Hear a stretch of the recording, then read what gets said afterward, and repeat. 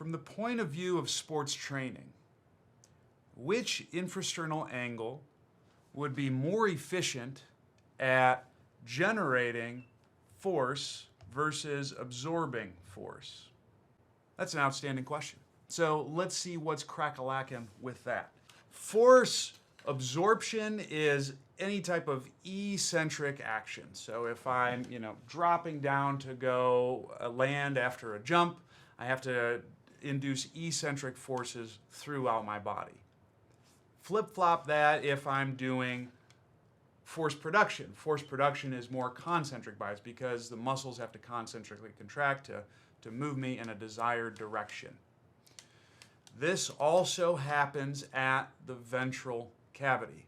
So at the ventral cavity, what's going to happen is I need to do things within the cavity to eccentrically absorb force, and I need to do things to concentrically absorb force.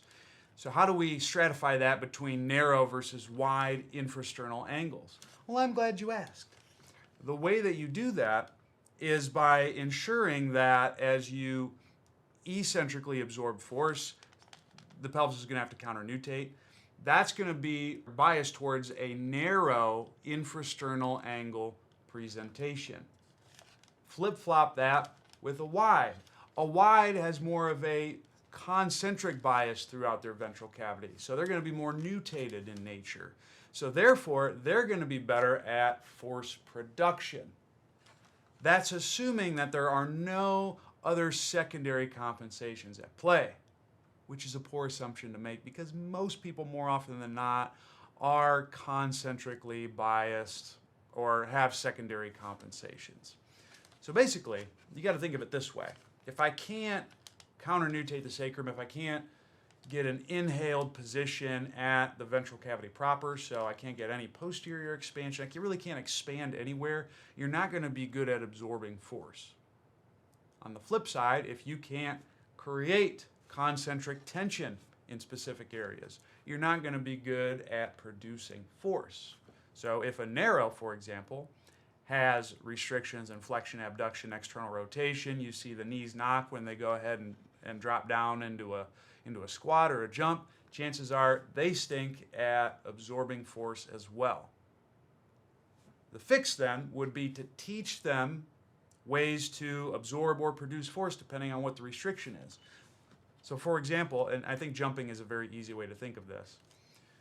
If I'm going to get someone to jump, I have to teach them to be able to counternutate the sacrum as they dip down and then renutate as they pop up. So you might regress a jump by working on squatting, working on stacking. Of course, it probably goes without saying, things of that nature in order to teach them to absorb force. And then you might work on having them jump as high as possible to produce force. One of my favorite regressions, if I want to take that from just teaching the basic components to actually doing something that's fast, would be a seated box jump. You can do a seated box jump to a box. I'll link it in the show notes, which will be found on zachcouples.com/athletic. That's what it's going to be. So you could do things of that nature in order to help you with force absorption. Basically, with that particular activity, I'm minimizing the amount of eccentric stress that I have so I can control a smaller range of motion. And then you would just increase the eccentric stress that someone would have to undergo while they're doing that activity. So to summarize your great question, the combo question from Javi and Nyaka, hopefully I pronounced your name well. General rule of thumb, it's not always the case. A narrow ISA ought to be better at absorbing force, but not so great at producing. A wide ISA is going to be better at producing force, not great at absorbing, but that assumes that there's no secondary compensations. Usually that's a poor assumption. So what you want to consider instead is chances are they're going to have people who stink at both. You want to teach most people how to absorb force, teach them how to get an eccentric bias through the ventral cavity. So stacking, driving sacral counternutation, getting your squat on fleek, all those types of things. And then once they have that, teach them to produce force. And if you do those things, you ought to be in business.